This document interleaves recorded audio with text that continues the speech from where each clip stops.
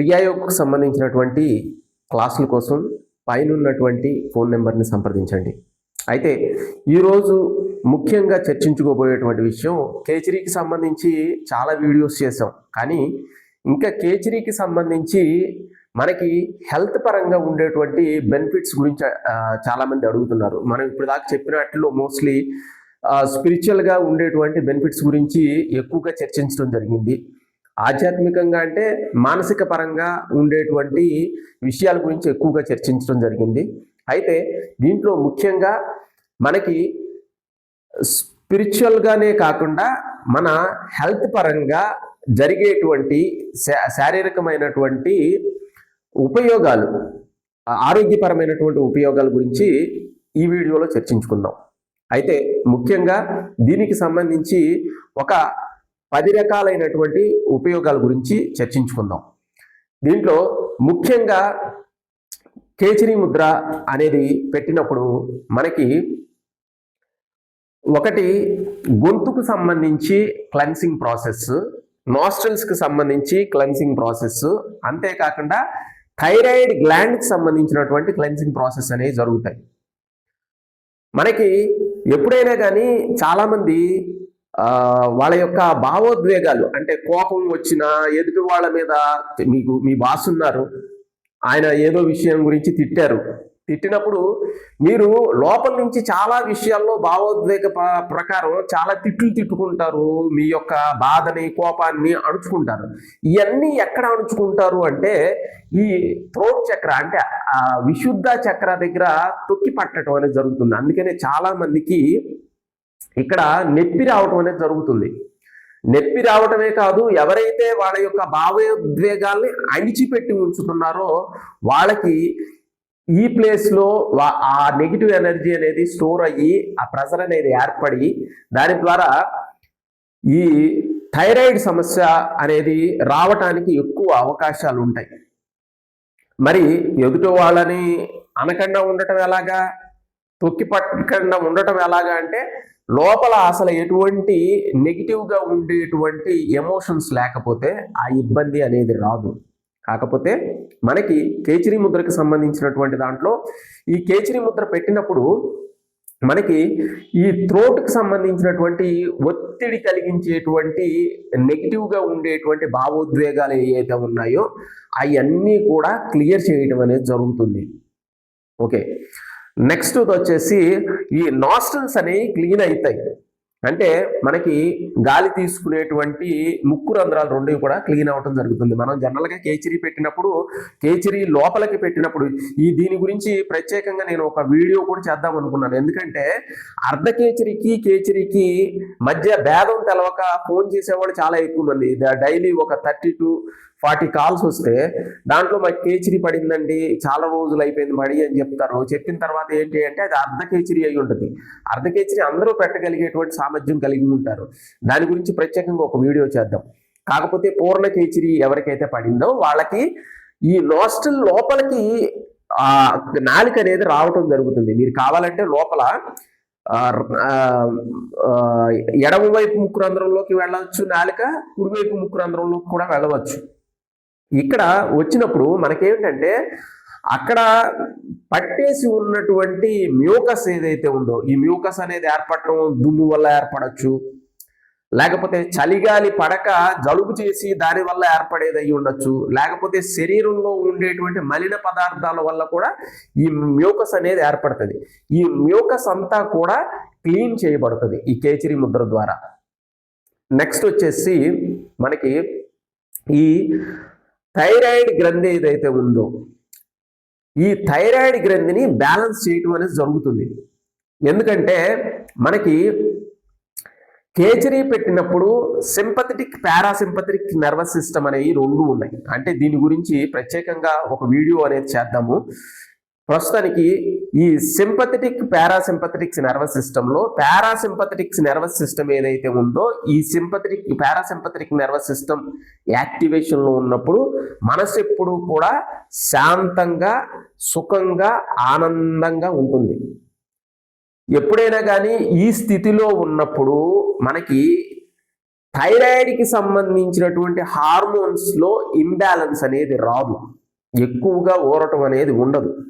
దానివల్ల మన కేచిరి ముద్ర పెట్టినప్పుడు ఈ పారాసింపథెటిక్ నర్వస్ సిస్టమ్ అనేది యాక్టివేషన్లో ఉండటం వల్ల మనకి థైరాయిడ్ అనేది ఎప్పుడూ కూడా బ్యాలెన్స్లో ఉంటుంది.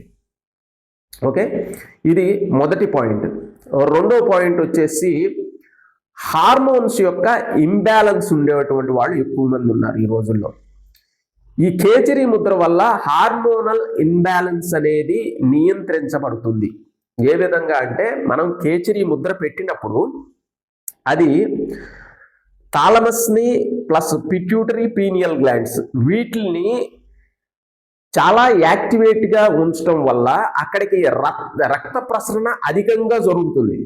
ముఖ్యంగా మనకి హార్మోనల్ ఇంబ్యాలెన్స్ రావడానికి మెయిన్ రీజన్ ఏంటంటే పిట్యూటరీ గ్లాండ్ ఏదైతే ఉందో అది సవ్యంగా పనిచేయనప్పుడు హార్మోనల్ ఇంబ్యాలెన్స్ అనేది రావటం జరుగుతుంది. దీన్ని మాస్టర్ గ్లాండ్ అంటారు. అంటే కింద ఉన్నటువంటి గ్లాండ్స్ అన్నింటినీ కూడా పిట్యూటరీ గ్లాండ్ అనేది సమన్వయపరుస్తూ ఉంటుంది. ఇది సరిగా పనిచేసినంత వరకు కింద అన్నీ కూడా ఇబ్బంది లేకుండా నడుస్తాయి. ఈ పిట్యూటరీ గ్లాండ్కి ఎక్కువగా కేచిరి ముద్ర మనం ఎక్కడ పెడతాం? కొండనాలిక వెనకాల ఉన్నటువంటి రంధ్రంలోంచి ఈ పైన పెట్టినప్పుడు ఈ పిట్యూటరీ గ్లాండ్కి స్ట్రైట్గా మీ నాలిక అనేది ఉంటుంది. పిట్యూటరీ పీనియల్ గ్లాండ్ దగ్గరే ఉంటుంది నాలిక. అంత దగ్గరలో పెట్టి ఉంచినప్పుడు ఏమవుతుందంటే ఈ పిట్యూటరీ పీనియల్ గ్లాండ్స్కి వీటికి ఎప్పుడైతే ఎక్కువగా రక్త ప్రసారం జరుగుతుందో అవి పర్ఫెక్ట్గా వర్క్ చేయటం అనేది జరుగుతుంది. అప్పుడు మనకి ఈ హార్మోనల్ ఇంబ్యాలెన్స్ అనేది రాకుండా ఉంటుంది కేచిరి ముద్ర వల్ల. తర్వాత థర్డ్ పాయింట్ వచ్చేసేసి నిద్రకి సంబంధించి ఇన్సోమేనియా అంటారు. అంటే నిద్ర లేమితో బాధపడేటువంటి స్థితి ఏదైతే ఉందో వాళ్ళకి కేచిరి ముద్ర వల్ల ఏం జరుగుతుంది అంటే మనం కేచిరి ముద్ర పెట్టినప్పుడు పీనియల్ గ్లాండ్ నుంచి సెరటోనియన్ అనేటువంటి హార్మోన్ అనేది ఉత్పత్తి అవటం జరుగుతుంది. అసలు ఈ సెరటోనియన్ అనేటువంటి ఆ హార్మోన్ చేసేటువంటి పని ఏంటంటే మనిషిని హాయి అయినటువంటి ఒక మొత్తైనటువంటి స్థితిలో ఉంచటం, ప్రత్యేకించి నిద్రపోవటానికి అవసరమైనటువంటి హార్మోన్ ఇది. కాబట్టి ఈ కేచిరి పెట్టినప్పుడు ఈ పీనియల్ గ్లాండ్ ఆటోమేటిక్గా యాక్టివేట్ అవుతుంది. కాబట్టి ఈ సెరటోనియన్ అనేటువంటి హార్మోన్ వల్ల చక్కటి నిద్ర కలిగేటువంటి స్థితి కలుగుతుంది, హాయి అయినటువంటి నిద్రపోయేటువంటి స్థితి కలుగుతుంది. తర్వాత ఇమ్యూనిటీ సిస్టమ్ అనేది పెరుగుతుంది. ఈ ఇమ్యూనిటీ సిస్టమ్ ఏ విధంగా పెరుగుతుంది అంటే మనం నాలుక ఎప్పుడైతే కొండ నాలుక వెనకాల పెట్టేసి ఉన్నప్పుడు పెట్టి లోపలికి పెట్టినప్పుడు వేగస్ నర్వ్ అనేది ఏదైతే ఉందో అది యాక్టివేట్ అవ్వటం జరుగుతుంది. ఈ వేగస్ నర్వ్ ఎప్పుడైతే యాక్టివేట్ అయిందో శరీరంలో ఉన్నటువంటి అన్నింటినీ కూడా అన్ని నర్వస్ సిస్టమ్కి సంబంధించిన అన్నింటినీ కూడా శాంతమైనటువంటి స్థితిలో ప్రశాంతమైనటువంటి స్థితిలోకి ఎప్పుడైతే తీసుకువస్తుందో అప్పుడు ఈ ఇమ్యూనిటీ అనేది ఆటోమేటిక్గా పెరగటం అనేది జరుగుతుంది. కాబట్టి ఈ ఇమ్యూనిటీ పెరగటానికి కూడా కేచిరి ముద్ర అనేది చక్కగా ఉపయోగపడుతుంది. తర్వాత నాడీ శుద్ధి జరుగుతుంది. మనకి ఈ నాడీ శుద్ధి జరగడానికి ముఖ్యమైనటువంటి మనకి central nervous system, peripheral nervous system అనేటువంటి రెండు రకాలైనటువంటి నర్వస్ సిస్టమ్స్ ఉన్నాయి. సెంట్రల్ నర్వస్ సిస్టమ్ అంటే మన బ్రెయిన్ ప్లస్ స్పైన్ అంటే వెన్ను ప్లస్ మెదడుకి సంబంధించినవి, ఇది మొత్తం కూడా సెంట్రల్ నర్వస్ సిస్టమ్. ఈ స్పైన్కి సంబంధించి రకరకాలైనటువంటి నాడులు సన్నటి నాడులు ఏవైతే శరీరం మొత్తం స్ప్రెడ్ అయి ఉన్నాయో దాన్ని పెరిఫెరియల్ నర్వస్ సిస్టమ్ అంటారు. ఈ సెంట్రల్ నర్వస్ సిస్టంలో మెయిన్గా బ్రెయిన్ ప్లస్ స్పైన్ ఈ రెండింటి మీద వర్క్ చేస్తాం. కేచిరి ముద్ర పెట్టినప్పుడు కరెక్ట్గా మనకి ఆ మెదడుకి సంబంధించిన దాంట్లో ఇది రైట్ బ్రెయిన్ లెఫ్ట్ బ్రెయిన్ ఏదైతే ఉన్నాయో దీని మధ్యలో పీనియల్ గ్లాండ్ పిట్యూటరీ గ్లాండ్ ఉంది. మనం పెట్టేది కరెక్ట్గా మెదడుకి మధ్యలో అంటే పీనియల్ గ్లాండ్ పిట్యూటరీ గ్లాండ్ దగ్గర పెట్టినప్పుడు ఈ బ్రెయిన్ కూడా మన బ్లడ్ సర్క్యులేషన్ మొత్తం కూడా పైకి బ్రెయిన్కి జరుగుతూ ఉంటుంది కేచిరి ముద్రలో. జరిగినప్పుడు ఏమవుతుందంటే ఆటోమేటిక్గా బ్రెయిన్ అనేది బాగా యాక్టివేషన్లో ఉండటం జరుగుతుంది. ఈ సెంట్రల్ నర్వస్ సిస్టమ్ మొత్తం కూడా యాక్టివేషన్లో ఉండబట్టి ఈ నాడులు మొత్తం కూడా శుద్ధి జరుగుతూ ఉంటాయి. ఈ నాడీ శుద్ధి ఎప్పుడైతే జరుగుతుందో మనకి రెండు విషయాలు చెప్తాం. ఒకటి ఫిజికల్ బాడీ, రెండోది ఎథరిక్ బాడీ, అంటే ప్రాణమయ శరీరం, అన్నమయ శరీరం. ఈ అన్నమయ శరీరంలో ఏదైనా కానీ క్లెన్సింగ్ ప్రాసెస్ జరిగితే అది ప్రాణమయ శరీరంలో కూడా జరుగుతుంది, ప్రాణమయ శరీరంలో జరిగితే అన్నమయ శరీరంలో కూడా జరుగుతుంది. కాబట్టి ఈ విధంగా క్లెన్సింగ్ ప్రాసెస్ అనేది, నాడీ శుద్ధి అనేది బాగా జరుగుతుంది కేచిరీ ముద్రలో. శ్వాస రిథమిక్గా ఒక పద్ధతిలో స్థిరంగా కొట్టుకోవడం అనేది జరుగుతుంది. ఎందుకంటే మనకి శ్వాస ఎప్పుడైతే మన కేచిరీ ముద్ర పెట్టినప్పుడు సహజంగా శ్వాస అనేది చాలా కామ్ డౌన్ అవుతుంది. శ్వాస ఎప్పుడైతే హెచ్చు తగ్గులు లేకుండా, ఫ్లక్చుయేషన్ లేకుండా ఒకటే విధమైనటువంటి రిథమిక్గా ఎప్పుడైతే ఆడుతుందో శ్వాస, ఆ శ్వాస రిథమిక్గా ఉన్నప్పుడు మన హార్ట్ కూడా కొట్టుకునేటువంటిది కూడా రిథమిక్గా కొట్టుకోవడం జరుగుతుంది. మన శ్వాస అనేది ఎప్పుడైనా కానీ మీరు రన్నింగ్ చేస్తుంటారు, బాగా స్పీడ్గా రన్నింగ్ చేసినప్పుడు ఏమవుతుందంటే శ్వాస విపరీతంగా ఎక్కువగా తీసుకోవాల్సి వచ్చినప్పుడు హార్ట్ బీట్ మనకి వినపడతా ఉంటుంది.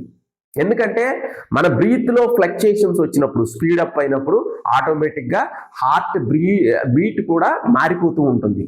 కాబట్టి మనం ఎప్పుడైనా కేచిరీ ముద్రలో ఉన్నప్పుడు శ్వాస అనేది స్థిరంగా, సుఖంగా, హాయిగా జరిగేటప్పుడు హార్ట్ బీటింగ్ కూడా స్థిరంగా ఉంటుంది.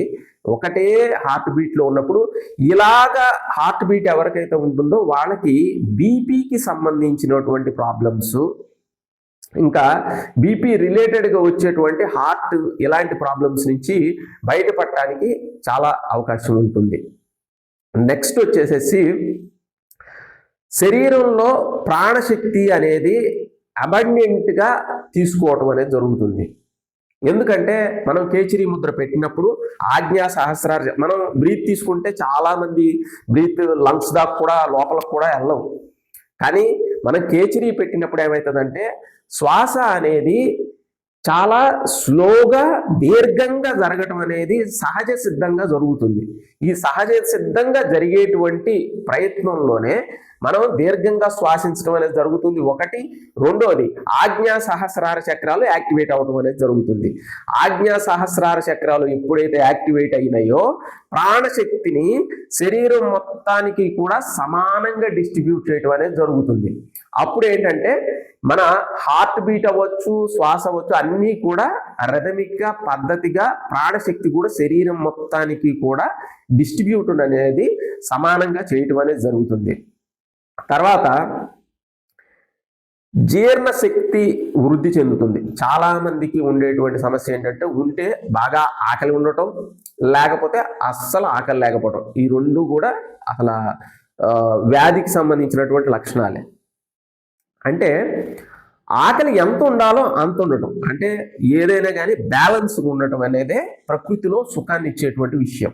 దేంట్లో అయినా సరే బ్యాలెన్స్ ఉంటేనే సుఖం. మనం ఇప్పుడు కేచిరీ ముద్ర పెట్టినప్పుడు ఏమవుతుందంటే చాలా వరకు అసలు ఆహారం లేకుండా ఉండేటువంటి స్థితి గురించి పక్కన పెట్టండి, అది సపరేట్గా మన సబ్జెక్ట్ ఆల్రెడీ మాట్లాడుకున్నాం. ఫస్ట్ అది చేసేది ఏంటంటే మన యొక్క జఠరాగ్నిని బ్యాలెన్స్ చేయటం అనేది జరుగుతుంది. అంటే ఎక్కువ లేదు, తక్కువ లేదు, సమానంగా ఉండటం వల్ల జఠరాగ్ని మన జీర్ణశక్తి అనేది సవ్యంగా మనకి అవసరం ఉన్నంత వరకు ఎంత అవసరమో అంత ఆహారం తీసుకొని బ్యాలెన్స్డ్గా మన యొక్క జీర్ణశక్తి అనేది ఉండటం అనేది జరుగుతుంది. ఇంకా 9వది రక్త ప్రసరణ అనేది మెరుగవుతుంది. ఆల్రెడీ మనం చెప్పుకున్నాం.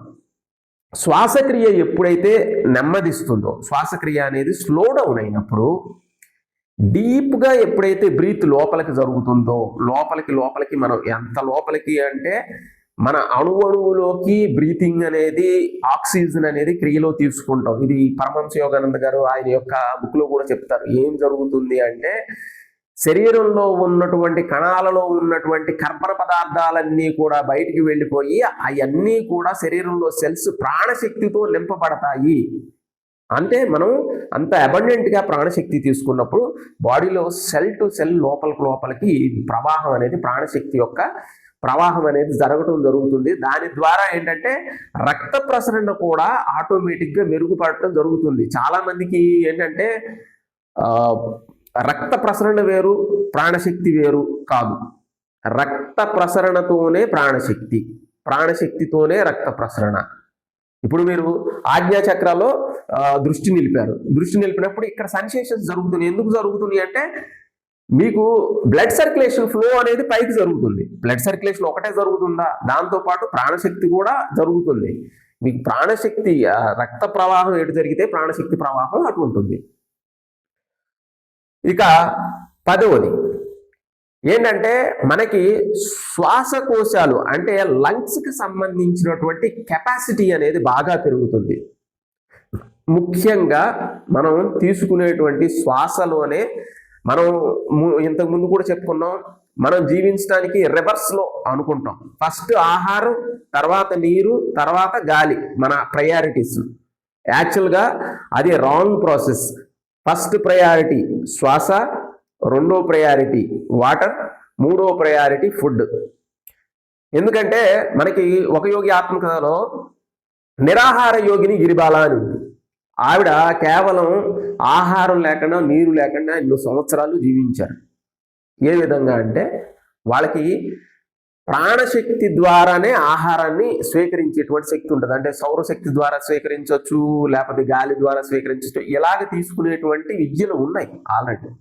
కాబట్టి మనం క్రియాయోగంలో మటుకు ఈ ప్రాణశక్తిని ఎంత ఎక్కువగా తీసుకుంటామంటే మనం స్లోగా జరుగుతుంది, బ్రీతింగ్ డీప్గా జరుగుతూ ఉంటుంది, లోపలికి జరుగుతూ ఉంటుంది బ్రీతింగ్. కాబట్టి లంగ్స్ అనేవి లోపల ఉన్నటువంటి మలినాలన్నీ కూడా క్లెన్స్ అయ్యి లంగ్స్ యొక్క కెపాసిటీ అనేది బాగా పెరుగుతుంది. క్రియాయోగ ద్వారా. అంటే కేచిరి ముద్ర పెట్టినప్పుడు ప్రత్యేకంగా ఆటోమేటిక్గా శ్వాస అనేది కామ్ డౌన్ అవుతుంది, స్లో డౌన్ అవుతుంది, స్లోగా జరుగుతుంది, డీప్గా జరుగుతుంది. అప్పుడు ఏంటంటే లంగ్స్ అనేవి మీరు ఎంత శ్వాస తీసుకుంటే లంగ్స్ అనేవి అంత ఎక్స్పాన్షన్ జరుగుతుంది, అంత మనకి లోపల ఉన్నటువంటి మలినాలన్నీ, శ్వాసకు సంబంధించినటువంటి మలినాలు అంటే లోపల కార్బన్ డైఆక్సైడ్కి సంబంధించినటువంటి మలినాలన్నీ కూడా బయటికి రిలీజ్ చేయటం, ప్రాణశక్తిని అధికంగా తీసుకోవడం అనేది ఆటోమేటిక్గా జరుగుతుంది. అయితే ఈ కేచిరి ముద్ర వల్ల జరిగేటువంటి 10 రకాలైనటువంటి ఉపయోగాలు, అతి ముఖ్యమైనటువంటి శారీరక ఆరోగ్యానికి సంబంధించినటువంటి ఉపయోగాలు ఏవైతే ఉన్నాయో వీటిని కేచిరి ముద్ర అనేది పూర్ణ కేచిరి పొందిన వాళ్ళకి చాలా ముఖ్యంగా ఈ ఉపయోగపడటం అనేది జరుగుతుంది. కేచిరి ముద్రకు సంబంధించి ప్రతి ఒక్కళ్ళు కూడా 100% ప్రయత్నం చేయండి. పడ్డవాళ్ళు చాలా మంది ఉన్నారు. మిమ్మల్ని వెనక్కి లాగే వాళ్ళ గురించి అసలు ఏమీ పట్టించుకోవద్దు. పడుతుంది, ఖచ్చితంగా ప్రయత్నం చేయండి. ఒకటి, పూర్ణ కేచిరి పడి వాళ్ళు ఎవరైతే ఉన్నారో వాళ్ళు కరెక్ట్గా కేచిరి అనేది ఎక్కడ పెట్టాలి అనేది తెలుసుకొని అక్కడ పెట్టి దాని ద్వారా ప్రాణాయామం చేయటం ద్వారా ఇలాంటి చక్కటి ఆరోగ్య ఫలితాలు పొందటానికి అవకాశం ఉంటుంది. కాబట్టి ప్రతి ఒక్కళ్ళు కూడా కేచిరి ముద్ర అనేది ప్రాక్టీస్ చేయండి, క్రియాయోగ అనేది ప్రాక్టీస్ చేయండి. క్రియాయోగ తీసుకోవాలి అనుకునేటువంటి సాధకులు పైన ఉన్నటువంటి కాంటాక్ట్ నెంబర్ని సంప్రదించండి. ఈ వీడియో నచ్చినట్లయితే లైక్ చేయండి, షేర్ చేయండి, సబ్స్క్రైబ్ చేయండి. సర్వే జనా సుఖినో భవంతు.